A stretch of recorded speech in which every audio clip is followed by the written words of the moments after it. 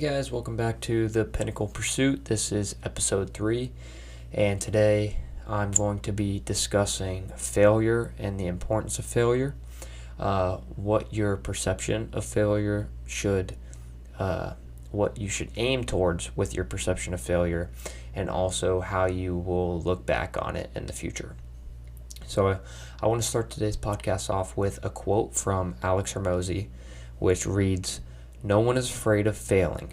People are afraid of other people's judgment about their failure," which is a very impactful quote if you break it down. And the first part of it is that no one is afraid of failing. So nobody is afraid of the actual act of failing something. Nobody's afraid of falling down trying to learn how to ride the bike, or not being able to run a mile without stopping. They're not afraid of the actual task at hand. They're afraid of what their peers and what their loved ones could potentially say if they ask them how it went and they say, "Oh, I failed." And they don't want them to say, "Oh, well, that's terrible, like, you're a failure," when realistically, that probably very rarely happens. But nowadays, there are people like that prey on your downfall and enjoy it when you fail and rub it in your face and whatnot. But even breaking it down to the extent of looking at who those people are they trying anything new? Are they pushing themselves outside of their comfort zones?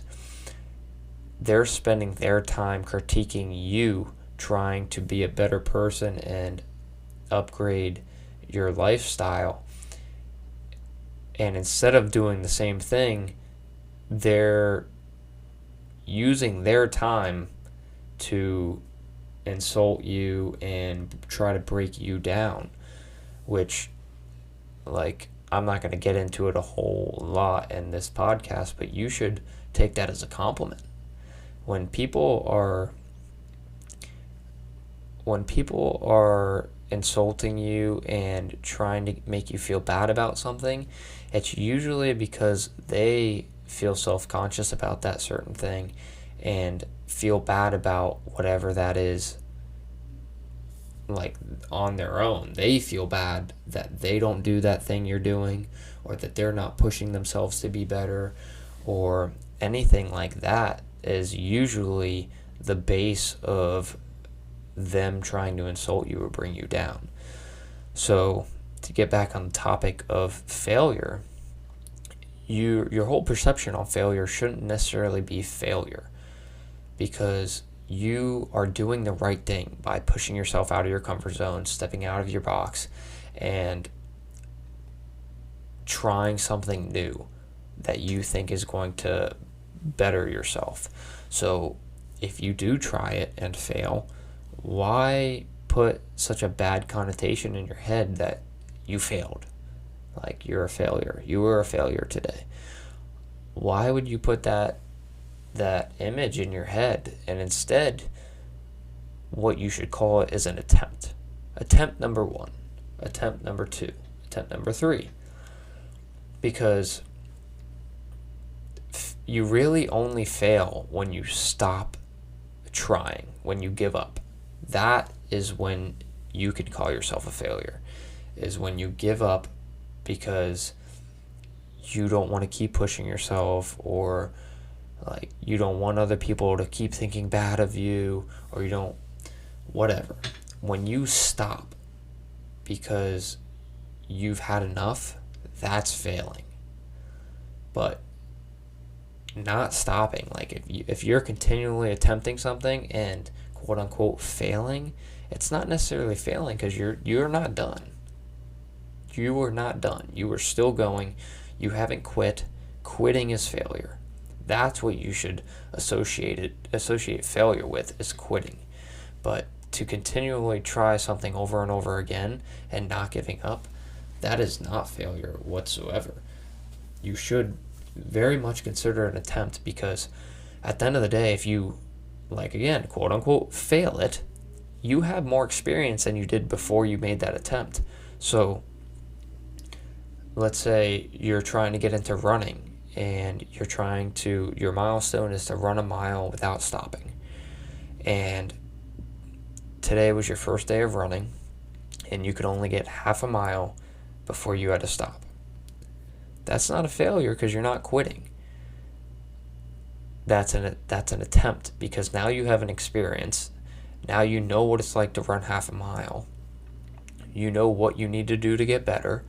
You know how hard it is, how hard the task at hand is, and you can try again tomorrow. But if you don't try again tomorrow and you just quit, that's a failure. But it should 100% be called an attempt, because you continually trying something is not failing. Even if you tried your entire life at a certain task and never once achieved it and passed away, nobody would consider you a failure. They would look up to you and be like, wow, he never quit. No matter what happened, no matter how many attempts he had at this task, he never gave up. And that's what you would be remembered as. You wouldn't be remembered as a failure. So why would you tell yourself in your head that you failed and just get yourself all down about whatever it is you're trying to accomplish, and basically hold yourself back from the confidence you need to accomplish that task? And that kind of leads into the next quote I wanted to bring up in today's podcast, and it's by Sigmund Freud, and it reads, "One day, in retrospect, the years of struggle will strike you as the most beautiful." And I just love that quote, because sometimes I'll just sit in silence, or I won't listen to the radio or music on the way home from work or the way to work, and just think about that. Like, put yourself in your shoes 20, 30, 40 years from now. And like right now, sometimes I work double. Sometimes I work 12 plus hour days while hitting the gym, while doing school, and just a bunch of things at once. And sure, it can be overwhelming at times, but just take a couple minutes and think about how you will feel 40 years from now when you are living comfortably with your family, possibly entering into retirement and into the relaxed, laid back part of your life. And sure, you'll probably enjoy it, but at the same time, I just think my future self will be like, wow, I loved running around. I loved doing all these things in one day. Because it may have been organized chaos, or not even organized, but I was getting a lot of stuff done and it was fun. Sure, like hitting leg day and just basically killing myself with all these exercises and not being able to walk the next day isn't fun at the time being. But in the future, I'm gonna be like, wow, like that was cool. Like that was fun, right? Because you're going to look back at it and you're going to realize how impressed you will be about everything that you went through and continued going through and never gave up and continued pushing yourself, and just the struggles that you went through to get where you will be in the future. And you should know that you're going to be in a good place in the future, because if you don't, then you probably got to start working on some lower things on the ladder, on the totem pole. But I know I'm going to be in a good spot in the future because of my mindset and how I know I'm never going to give up with anything that I do. So I can sit here and say that I will be retired in the future, and I'll be looking back and I'm gonna be like, wow, like I was kicking some butt in my 20s. Like, it was chaos, but it was fun. 2 shifts a day, hitting the gym, absolutely annihilating myself in the gym, just getting straight A's in school, having a social life, having tons of fun with my family and friends, and I was doing it all at the same time. And it was just so awesome because I had so many things going on. And sure, there were struggles, but I was able to push through them and persevere. So I think that also leads into enjoying where you are in life now.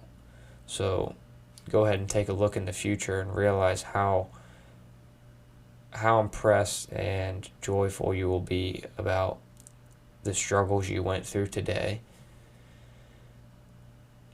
And then take yourself back to the present and realize everything in life is literally at the tips of your fingertips. Like, if I wanted to get up right now and run 10 miles around UCF, I could literally walk outside and run 10 miles around UCF. If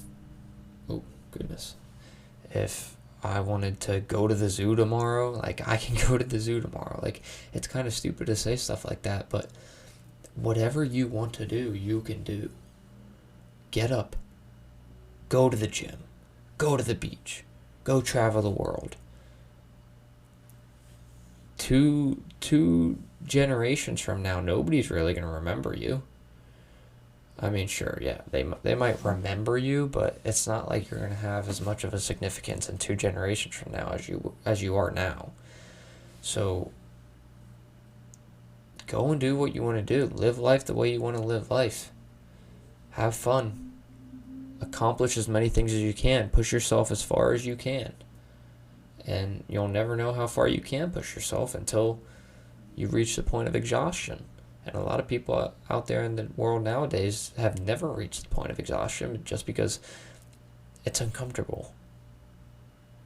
Like, you know what else is uncomfortable? Is living in a cookie cutter house in a low to medium income neighborhood and going to a 9 to 5 every day and coming home, having dinner, going to sleep, and repeating the next day.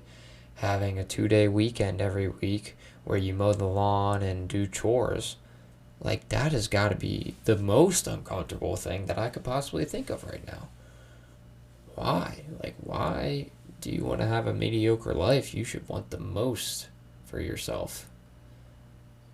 It's probably stupid to say, but you should literally want the entire world. You should want everything there is to have in the world. And sure, you're probably never going to have everything there is to have in the world, but that should be what you're striving for. If your dreams don't scare you, you're not dreaming big enough. So I think it's over 10 minutes. Oh, wow, 13 minutes. My bad. I got to try to make these shorter. I would like to be around 10 minutes. So thank you guys for listening. That is podcast The Pinnacle Pursuit and episode 3. So I'll see you guys next episode.